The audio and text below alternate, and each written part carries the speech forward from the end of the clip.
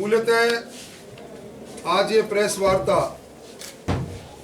30 वर्षों के बाद यमुना जल समझौता, जिस पर 12/5/1994 को हरियाणा, दिल्ली और राजस्थान और केंद्र सरकार के बीच में स्वर्गीय भैरव सिंह जी शेखावत ने जो समझौता किया था, उसके क्रियान्वयन का काम डबल इंजन की सरकार, भजनलाल जी की सरकार ने अपने छोटे से कालखंड में किया।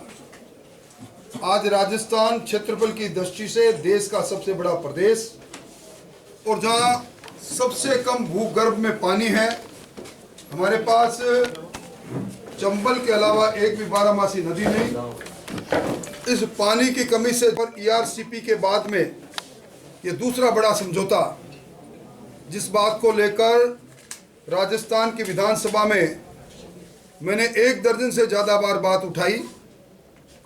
भजनलाल जी की अगुवाई के अंदर जो फैसला हुआ है, उस फैसले में सीकर, चूरू और झुंझुनू, इन तीनों जिले के अंदर यमुना का पानी जो कुल मिला के हमारे पास आएगा, वो 1.19 बिलियन क्यूबिक मीटर पानी, ये सरप्लस वाटर जिसका बरसों से इंतज़ार कर रहे थे, अब इसके डीपीआर की मंजूरी।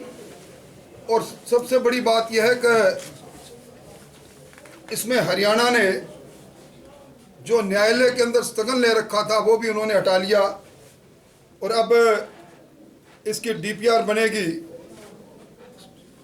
पूर्व मुख्यमंत्री वसुंधरा जी के समय में 2018-19 में इसके बजट में घोषणा की थी 31,000 करोड़ की, और अब पहले चरण में 14,000 करोड़ रुपए इस यमुना के पानी को ताजेवाला हेड से और चूरू, झुंझुनू और सीकर में लाने के लिए, इसमें मूल रूप से ताजेवाला हेड से हमें 1971 क्यूबिक मीटर पानी मिलेगा।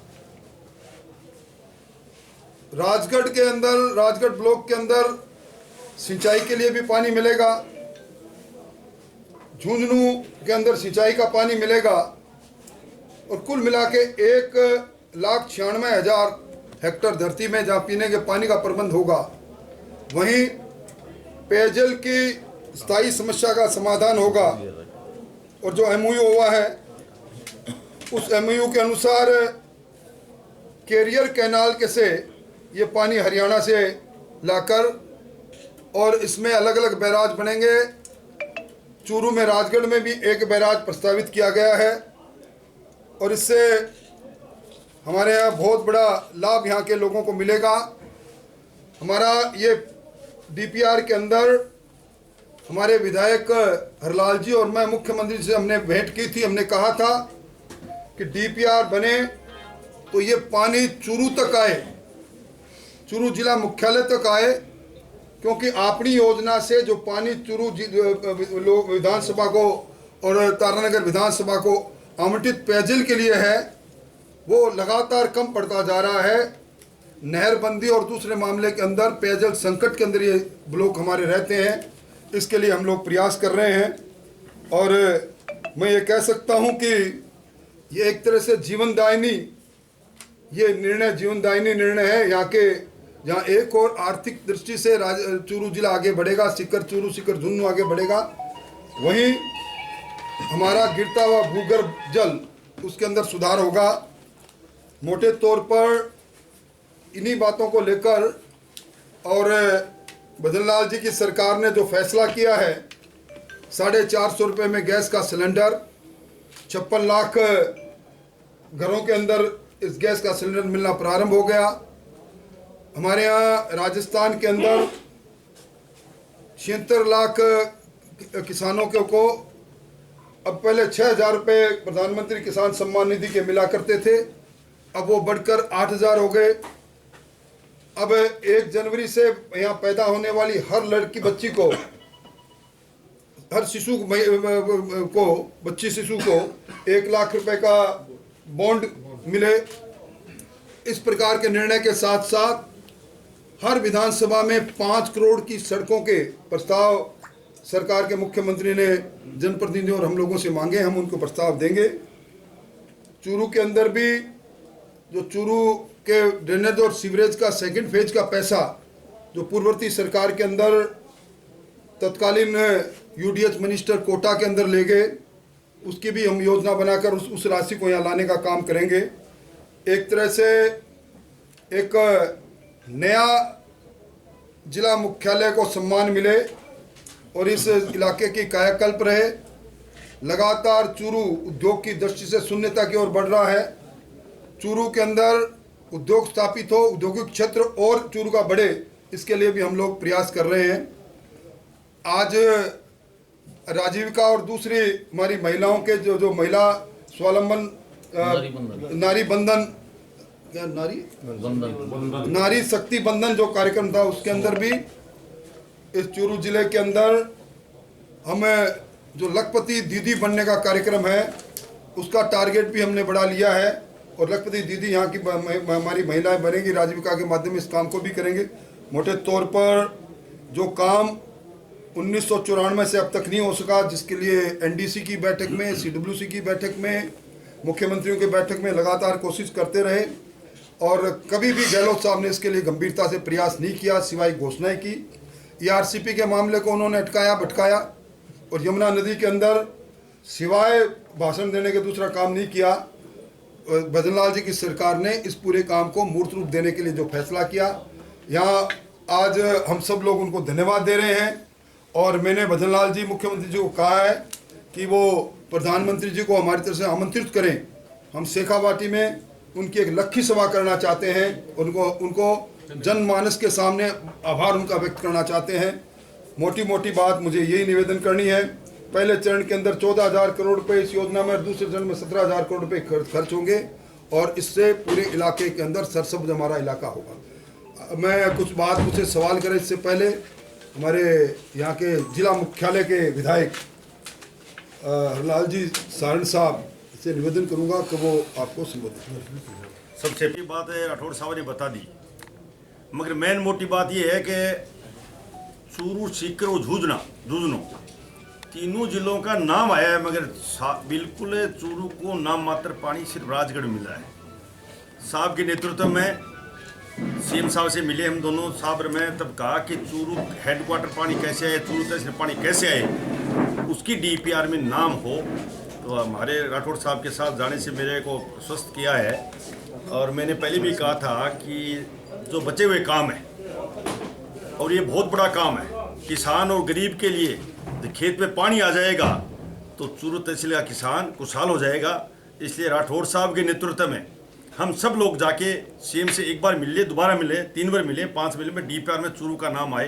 ये मेरा एक ही मुद्दा रहेगा राठौड़ साहब को लेके, मैं चूरू तहसील में पानी लाने का काम रहेगा। शेखावाटी संबंधित है, इसलिए मैं चाहूँगा कि आप इसको थोड़ा ठीक करके अगर जयपुर ऊपर भेज दोगे तो वहाँ जयपुर में हमारे ये भी करना है। चूरू पानी इसमें कोई सवाल करना अलसीसर में 2 डैम है, तो उसका पानी क्यों नहीं आता अपने, वो खेतड़ी जा रहा है सिर्फ मात्र, उसका अलग से डीपीआर बना। जब तक देखिए कोई डैम कहाँ बन जाए, कोई बांध कहीं बन जाए, जब तक डीपीआर के अंदर उसका कैरियर कैनाल का वो नहीं लिया जाएगा और पानी का आंकलन नहीं किया जाएगा कि इस पानी से कितने पर कैपिटा कंजम्पशन होगा और कितना पानी हमें उपलब्ध रहेगा, तब तक वो पानी थोड़ी आएगा। इसलिए इसमें तो चूंकि ये अब समझौता इतने समय बाद हुआ है, डीपीआर बन रहा है, इसलिए हमारा प्रयास रहेगा कि इस डीपीआर के अंदर हमारे चूरू, तारानगर और इस इलाके का नाम भी आ जाए। चूरू का विशेषकर मैं साहब को लेके गया था और भजनलाल जी के मुख्यमंत्री से मिले थे। तो 30 साल बाद साहब कह रहे समझौता हुआ है तो चूरू वंचित नहीं रहेगा, ये मेरा हर प्रयास रहेगा। देखो जी, 1971 क्यूसेक पानी तो ताजेवाला हेड से मिलेगा। हो क्या रहा था आपकी जानकारी के लिए कि ताजेवाला हेड से पानी लाने के लिए हमें चाहे तो बड़ी पाइपलाइन डालनी पड़े, चाहे नहर बनानी पड़े। तो इस वहाँ गुड़गांव कैनाल भी है, पहले उसकी रीमॉडलिंग की बात हुई, हरियाणा ने मना कर दिया। फिर ये कहा कि एक हरियाणा पोर्शन के अंदर हम नहर बनाएंगे, इसलिए ज़मीन, तो हरियाणा सरकार ने वो ज़मीन नहीं दी। बार बार हरियाणा सरकार इसके अंदर रोड़े अटकाती रही। अब इन्होंने इस बात पर समझौता हो गया कि वो हमारा हिस्से का पानी हमें मिलेगा। तो मैं समझता हूँ 1917 क्यूसेक पानी आएगा, ये यमुना का सरप्लस पानी है ख़ास बात यह है कि इसमें जो प्रदेश है हरियाणा और दिल्ली, इनमें तो यमुना बह के निकलती है, राजस्थान में यमुना बह के नहीं निकलती। हम तो उसके कैचमेंट एरिया के basin theory of water distribution के आधार पर हम क्लेम कर रहे हैं।